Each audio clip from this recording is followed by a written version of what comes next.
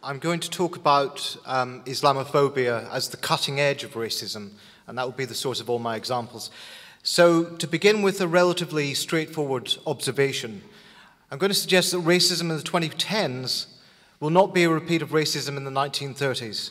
There are elements of continuity, but, as Stuart Hall put it, racism is always historically specific, though it may draw on the cultural traces deposited by previous historical phases. It always takes on specific forms. It arises out of present, not past conditions. Its effects are specific to the present organization of society, to the present unfolding of its dynamic political and cultural processes, not simply to its repressed past. And two consequences seem to follow from this. Donc je vais prendre des exemples de l'islamophobie comme l'aspect tranchant, si on veut, du racisme aujourd'hui, en faisant d'abord une remarque très simple, que le racisme contemporain des années 2010 ne sera pas simplement une répétition du racisme des années 30. Il y a bien sûr des éléments de continuité, mais comme le feu Stuart Hall l'a dit, donc c'est une citation, le racisme est toujours historiquement spécifique. Ça peut s'appuyer sur des traces culturelles de périodes historiques antérieures, mais ça prend toujours des formes spécifiques. Et donc le racisme sort d'un contexte du présent et pas des conditions du présent et pas du passé. Ces effets sont spécifiques à l'organisation contemporaine de la société, du déploiement contemporain des processus dynamiques politiques et culturels, et pas simplement par rapport à un passé refoulé. Donc il y a deux conséquences qui s'ensuivent. First, one cannot try to judge contemporary forms of racism in relation to how closely they resemble classical forms. For instance, the fact that contemporary Islamophobia does not choose the somatic axis, the somatic as its axis of essentialism, has led some commentators to conclude that it cannot therefore be a type of racism. Now, the novelty of cultural racism, so-called, is in fact overstated. The body is just the most convenient site of essentialism, but historically it is not the only one. And even the most biologically deterministic forms of racism, found in, for example, the Third Reich, were usually supplemented by a cultural dimension. And conversely, even in ideologies dominated by cultural essentialism, the body seems to be ineluctably drawn in somehow. In the case of Islamophobia, this takes the form of the so-called demographic threat, according to which the continent of Europe is only so many decades or years away from total domination by Muslims. But we should not get hung up on finding ideational similarities with past forms of racism, such as such an approach is quite ahistorical. And if instead we adopt the strategic Gramscian approach to racism identified by Stuart Hall, our focus should be directed on the way in which essentialism about Islam, and inevitably Muslims, is deployed to organize and refract contemporary social antagonisms and to cement social coalitions. Bon, d'abord, on ne peut pas juger les formes contemporaines du racisme par rapport au degré auquel il pourrait se ressembler aux formes classiques. Par exemple, le fait que l'islamophobie contemporaine n'utilise pas l'axe somatique ou corporel comme axe d'essentialisme, a mené certains commentateurs à conclure que c'est donc pas une forme de racisme. Mais en fait, la nouveauté ou l'innovation du racisme dit culturel est en fait souvent surestimée. Le corps est simplement un site très facile où on peut parler d'essentialisme, mais historiquement, ce n'est pas c'est pas la seule forme d'essentialisme, et même les formes biologiquement déterministes de racisme, par exemple dans le Troisième Reich, avaient toujours un supplément culturel. Et inversement, les idéologies dominées par l'essentialisme culturel, il y a toujours un élément du corps ou du corporel. Par exemple, dans l'islamophobie, ça prend la forme de la menace démographique. Et dans cette menace, le continent européen est très proche d'une domination totale par les musulmans. Donc il ne faut pas être obsédé par trouver des similarités au niveau idéologique avec des formes de racisme du passé, parce que c'est une approche totalement anhistorique. Il faut prendre plutôt une approche gramscienne et stratégique du racisme, et donc se focaliser sur, par exemple, les façons dans lesquelles, les manières dans lesquelles l'essentialisme autour de l'islam, et donc les musulmans, est déployé pour organiser et réfracter les antagonismes contemporains sociaux et de cimenter les conditions sociales. Second, elements of contemporary Islamophobia can certainly be traced through the archive of historical practices, from the Aryanism of the British Empire and coterminous Orientalist binaries to the tropes of native fanaticism deployed against anti-colonial rebels. However, this is by no means sufficient to ground our analysis of the problem. For example, if we inquire into the Banlieue riots and the Islamophobic response of the French media and politicians, it is only of limited use in and of itself to understand the history of the French Empire and the traditional complicity of official republicanism and secularism, so-called, with racial oppression. Rather, the question is question should be why a multidimensional rebellion, in part a response to police persecution, in part a reaction against racism, and in part a class struggle, should be interpreted as this singular product of a univocal Islam. Here we have to begin with a different sort of analysis, emphasizing shifts in recent patterns of imperialism, nationalism, and capital accumulation.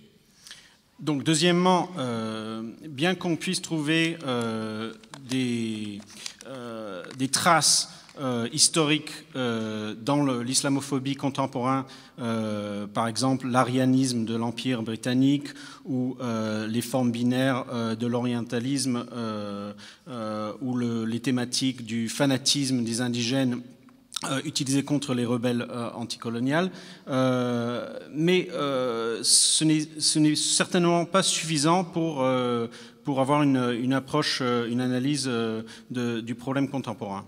Par exemple, quand on s'adresse à la question des émeutes dans les banlieues et la réponse islamophobique des médias français et des politiciens français à ces émeutes, il est complètement insuffisant simplement de comprendre l'histoire, nécessaire mais insuffisant de simplement comprendre l'histoire de l'Empire française, de la complicité du républicanisme officiel et de la laïcité républicaine avec l'oppression raciale.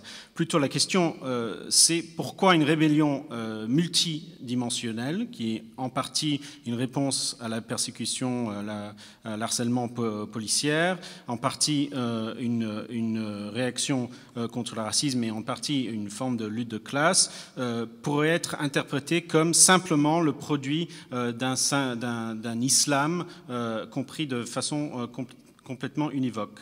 Donc ici, il faudrait commencer avec une analyse différente qui met l'accent sur les configurations changeantes de l'impérialisme, du nationalisme et de l'accumulation du capital. So just to identify some of these shifts, the growing profile of US imperialism in the Middle East following the British relegation of its East of Suez commitments in 1968 was coterminous with the raised importance of Zionism, the defeat of the Arab left, and the growth of Islamism as a response. And the 1980s saw a new configuration of imperialism emerge under the rubric of the ethnic absolutisms of the Christian right and Zionism. And culturally, this defined itself against Arabs, but also increasingly against Islam in particular. This increasingly had the effect of forcing Muslims in the imperialist countries into identitarian boxes, a tendency that was sharply increased by the Rushdie affair. In France, this was approximately coterminous with the first foulard controversy, in which 3 Muslim girls in a poor, ethnically mixed middle school were expelled for refusing to remove their headscarves. Since it was the bicentenary of the French Revolution, this was the occasion for much so-called Republican bombast, itself the traditional voile of French imperialism in many countries where Islam is the main religion. The headscarf as a manifestation of Islamic affiliation was not just a menace to French values in this view, but a sure route to Americanization, a view of America that would actually be considered scandalous in the United States. And if Islam was seen as a threat to the dominant values, it increasingly became, for some, a modality of resistance, a fighting identity.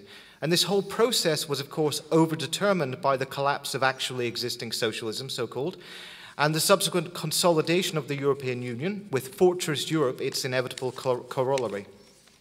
Following the Rushdie affair and with the French imperialist intervention in Algeria producing the anticipated blowback from the GIA in the form of explosions in the metropolitan center of Paris, Islam was increasingly associated with two types of problem for the nation. First, a security threat, and second, a danger to those nebulous values, be they Western, European, or French, that purportedly underpin the nation. Finally, in the context of the neoliberal evisceration of democracy and public services, the restoration of an idea of cultural homogeneity and national identity has proved repeatedly to offer extraordinary compensations for this sense of loss. Indeed, connotatively, the loss of social security and welfare can be linked to the disruptive incursion of the other, in this case the Muslim, since the latter can be blamed both for the breakdown of social cohesion that underpins welfarism, and because of their claims on the system, for the supposed unaffordability of the old social compact. One can add to this the melancholy experience of national decline associated with the global capitalist crisis, which is now also connotatively linked to the presence of disruptive others. Islamophobia is thus a complex, symbolic organization of a diverse system of social antagonisms, and it has been established not through one or two panics, although the punctuating moments in the development of an ideology should always be emphasized, but rather through decades of work involving several complicated racial strategies rather than one. Bon, donc après le déclin de la présence britannique, après l'affaire de Suez, et la montée, on voit la montée effectivement de l'impérialisme américain au Moyen-Orient et l'importance accrue du sionisme, les défaites après de la gauche arabe et la croissance de l'islamisme. Dans les années 80, on voit une nouvelle configuration d'impérialisme qui prend la forme d'absolutisme ethnique de la droite chrétienne et du sionisme. Culturellement, cette nouvelle configuration se définit contre les Arabes, mais aussi de plus en plus contre l'islam en particulier. Donc ceci a eu l'effet de forcer les musulmans dans les pays impérialistes dans des boîtes identitaires, une tendance qui a été aggravée par l'affaire de Salman Rushdie.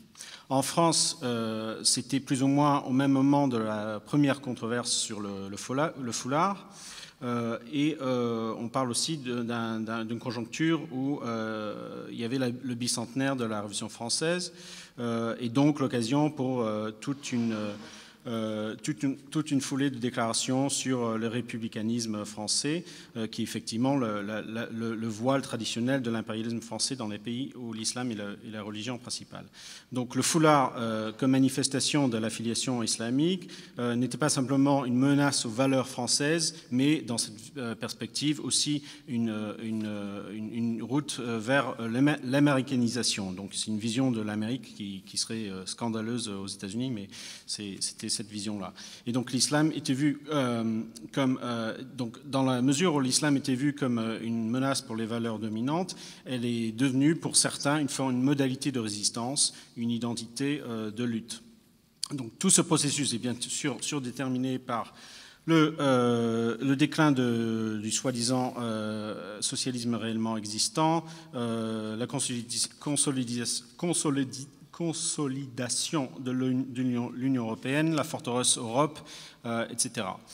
Après l'affaire Rushdie et l'intervention française en Algérie, on a bien sûr l'affaire de la GIA et les tentatives de la GIA en métropole. L'islam est de plus en plus associé avec deux types de problèmes pour la nation. D'abord une menace de sécurité et un danger pour ces soi-disant valeurs très vagues, qu'elles soient occidentales, européennes ou françaises, qui sont soi-disant l'appui de la nation. Enfin, dans le contexte du néolibéralisme, la destruction des services publics, la restauration d'une idée d'homogénéité culturelle et identité nationale donnent des compensations extraordinaires pour ce sentiment de perte de ce système de services publics, etc. Donc en fait, la perte de sécurité sociale et de l'État-providence peut être liée dans ce discours avec l'incursion disruptive de l'autre, dans ce cas le musulman, parce qu'il peut être rendu coupable non seulement pour le déclin de la cohésion sociale, qui est la base pour l'État-providence, mais aussi pour le fait que ce système ne soit plus un système financièrement possible, parce que c'est des populations qui demandent trop de services sociaux. Donc on peut ajouter à ça l'expérience mélancolique du déclin national associé avec la crise capitaliste globale, qui est maintenant liée avec la présence de l'autre qui perturbe. L'islamophobie est donc une organisation symbolique complexe d'un système divers d'antagonisme social, et n'a pas été établie par le biais de un ou deux événements de panique médiatique, bien que ces moments sont importants, mais plutôt par des décennies de travail avec plusieurs stratégies raciales complexes plutôt qu'une seule. The fight against Islamophobic racism is therefore a long-term fight, and one which has to be conducted on many different levels. It is not simply a question of winning immediate political battles, for example, by obstructing an electoral victory or street mobilization by the far right. The tempo of political struggles is extremely rapid, and the half-life of a particular struggle can be very brief indeed. But these struggles are fought on a terrain formed by years of cultural and ideological work, and between forces shaped by that same work over a long duration. The tempo of cultural and ideological battles is compared to political fights glacial. But just because there are no immediate successes in these fronts doesn't mean they're of no value. They are of central importance. For example, the intense racist backlash in the UK around the 2011 riots, or the Islamophobic response to the Banlieue riots mentioned earlier, required considerable preparation in advance of the fact. The symbolic work that could make sense of a racialized response to such situations had to be conducted over a generation or more. Donc la lutte contre le racisme islamophobe est donc une lutte à long terme qui doit être c'est une lutte sur plusieurs fronts. Ce n'est pas simplement une question de gagner des luttes politiques immédiates, par exemple sur le front des élections, dans les rues, parce que la temporalité des luttes politiques est extrêmement rapide, mais les effets de cette lutte peuvent être aussi extrêmement temporaires. Et en plus, ces luttes sont menées sur un terrain qui est formé par des années de travail culturel et idéologique entre des forces qui sont modelées par ce même travail dans une longue durée. La temporalité des luttes culturelles et idéologiques est bien sûr comparée avec les luttes politiques quasiment géologiques. Mais ça ne veut pas dire qu'il n'y a pas de possibilité de succès immédiate. Le fait qu'il n'y a pas de possibilité de succès immédiate sur ces fronts ne veut pas dire qu'elles sont sans valeur. Elles sont centrales. Par exemple, le backlash raciste en Royaume-Uni après les émeutes de 2011, ou la réponse islamophobe aux émeutes de banlieue en France en 2005 était basé sur des années de préparation avant ces événements. Donc le travail symbolique qui pourrait donner du sens à une réponse racialisée à de telles situations a donc été mené pendant des générations. A consequence of this for anti-racist strategy is that it will not be possible to attack racism simply by concentrating all our forces against its most toxic manifestations. The far right may be the most dangerous force deploying racist politics, and of course it is necessary to disarm and obstruct them. But we cannot fight the far right without also combating the other major forces of racism in society. The far right would be nothing without the newspapers, the police, the neoliberal parties in parliament, and so on. And the ideologies which legitimize the actions of the far right, or at least render them as explicable reactions to extreme provocation, originate in the headquarters of the state, government broadcasters, the press, parliament, and the business funders of reaction. And to defeat those forces, we need a different range of tactics, which would include cultural interventions which operate on what Paul Gilroy has called the lived multiculture of ordinary people, and the anti-racist common sense which develops in that context. Donc la conséquence qui s'ensuit pour les stratégies antiracistes est qu'il n'est pas possible de s'attaquer au racisme en concentrant toutes ses forces par rapport à simplement les manifestations les plus toxiques. L'extrême droite est peut-être la force la plus dangereuse qui déploie la politique raciste, et c'est bien sûr nécessaire de le désarmer et de faire obstacle. Mais on ne peut pas gagner contre l'extrême droite sans lutter aussi contre les formes majeures de racisme dans la société. L'extrême droite ne serait rien sans les médias, la police, les partis néolibéraux dans les assemblées, etc. Les idéologies qui légitiment les actions de l'extrême droite, ou en tout cas les expliquent comme des réactions compréhensibles à des formes de provocation, trouvent leurs origines dans l'État, dans les services publics médiatiques, dans la presse, dans le Parlement et parmi les entreprises qui financent de tels partis. Et pour lutter contre ces forces, il faut toute une gamme de tactiques qui peut inclure aussi des interventions culturelles dans ce que Paul Gilroy a appelé la multiculture vécue des gens et le sens commun antiraciste qui est généré par cette multiculture vécue. There is also no future in attempting to collapse anti-racism into anti-austerity struggles, and such attempts as have been made represent a strain of really problematic workerism. Racism does not simply emerge as a displaced form of despair over deprivation or insecurity. Its development and spread may be accelerated by a profound political crisis, by the breakdown of authority, by crisis of overproduction, by financial collapse, and so on and so on. As I've suggested, one of the things that racism organizes is the experience of certain social classes in the context of crisis and decline.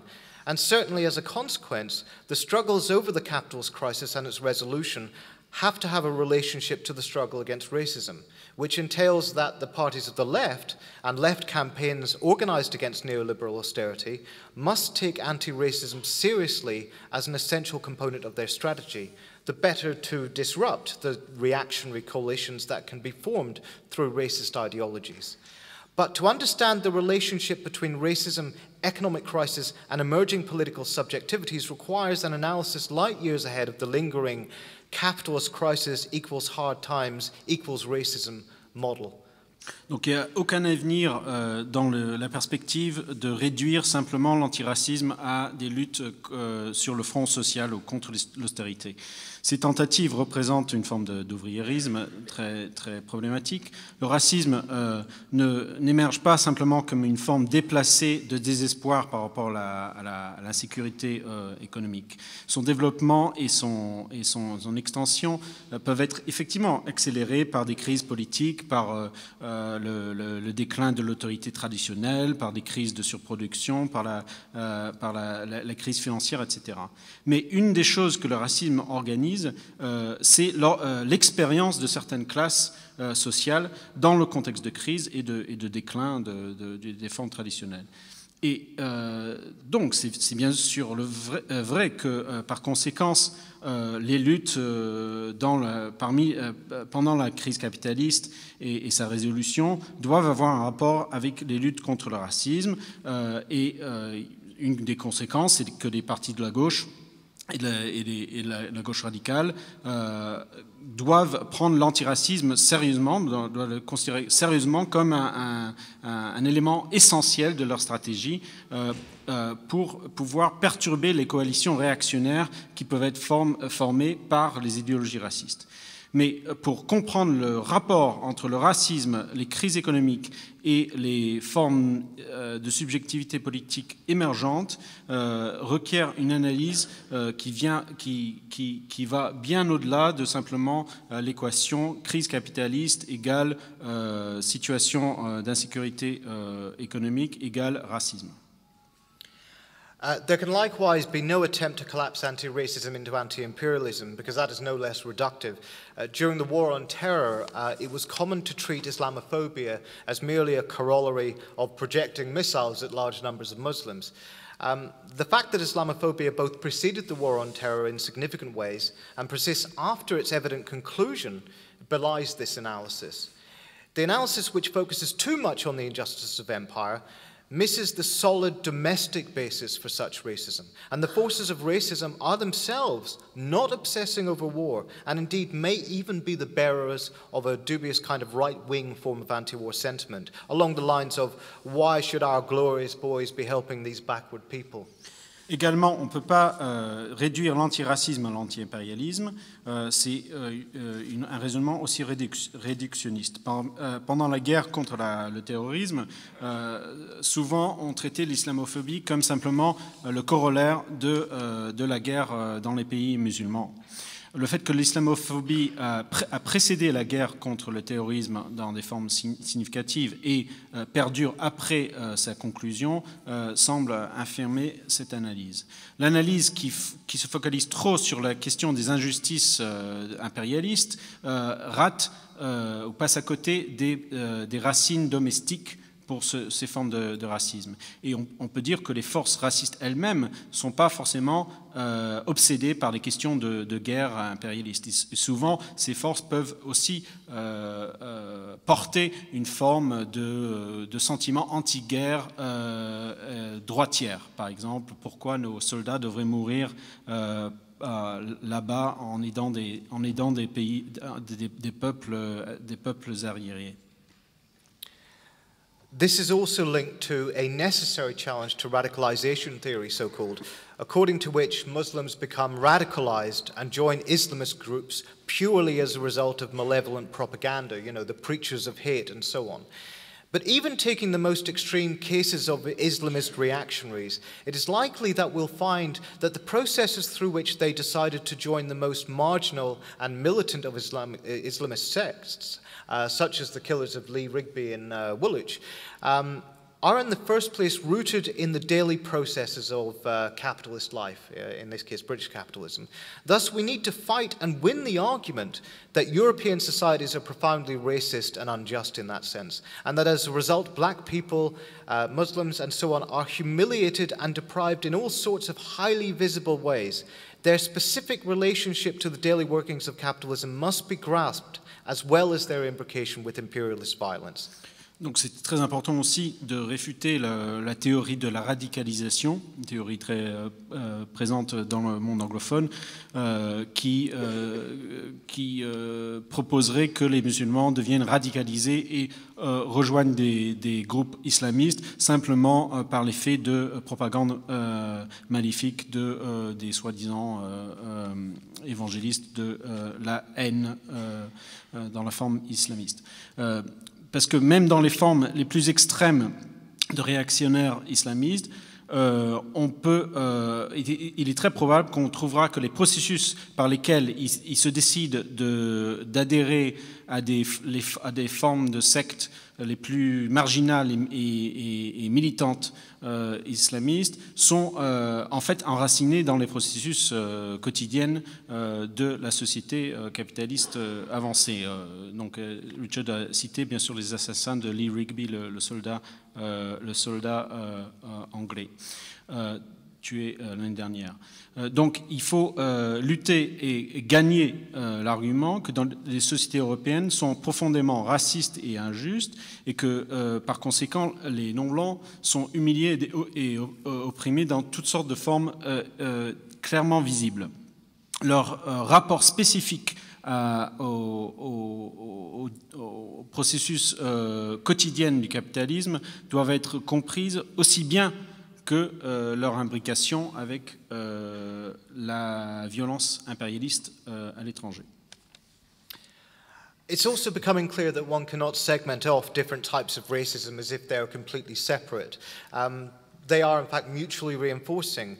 And the rise in Islamophobia is not exclusive of a long-term regeneration of other types of racism, but is rather contiguous with it. Indeed, Islamophobia's role as the dominant form of culturalist racism permits the rehabilitation of the discredited elements of racial essentialism, while at the same time articulating them in a new form. And while what this means is not simply that Islamophobia is somehow a cover for traditional types of racism.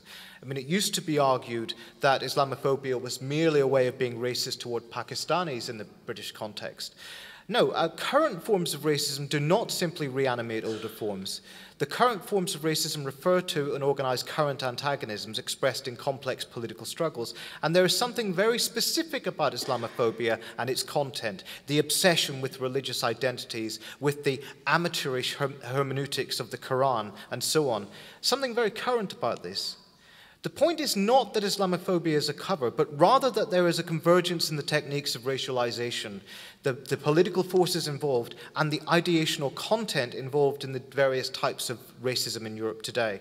And I think that this means that it would be a political mistake to simply try to identify one type of racism as the so-called respectable racism and simply campaign against that.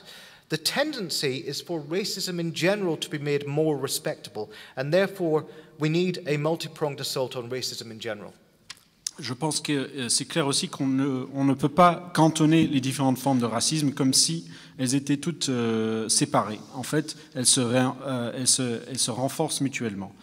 La montée de l'islamophobie n'est pas exclusive, ne peut pas être,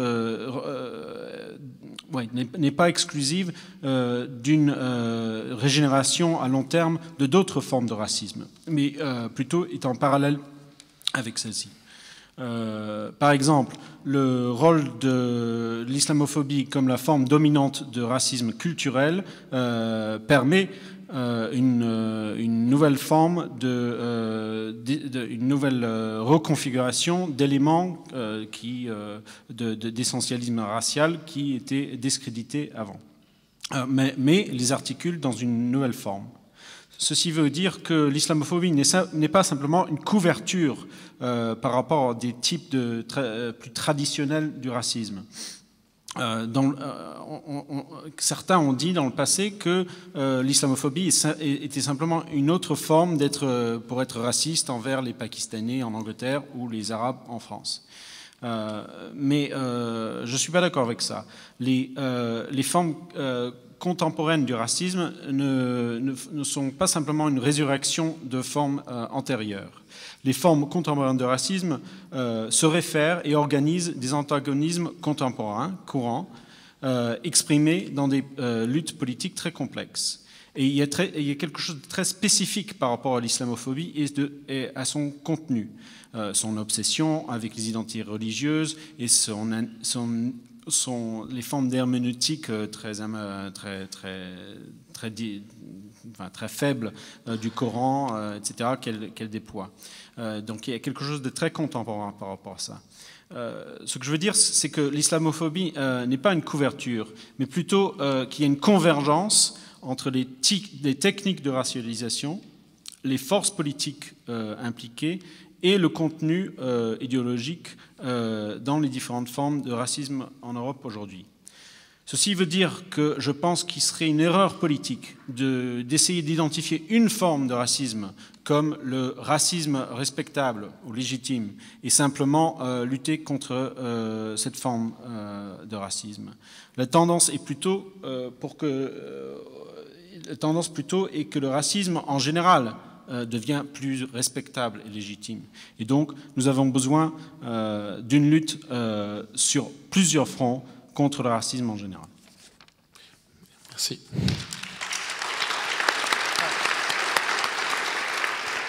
Merci Richard Seymour.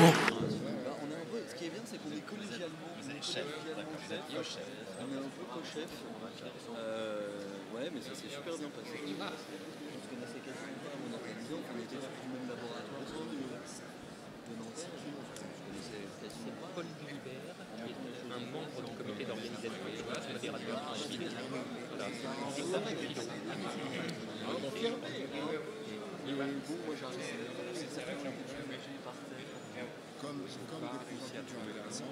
Ah bah, c'est pas difficile, c'est le dernier endroit où on pense. Ça, c'est clair. Parce que c'est pas dans les sciences sociales que sans dire quelque chose. Et là que ça se passe. C'est un peu dramatique hein, quand on y pense. Enfin, voilà. Il y a un film politique qui est marqué, ça n'a jamais protégé. Oui. Oui, c'est vrai. Non, tout ce qui se fait d'intéressant, c'est vraiment en philo. Ouais, ok. Moi je vais rester sur le côté, je peux faire aussi. Ah oui, ça marche. Oui.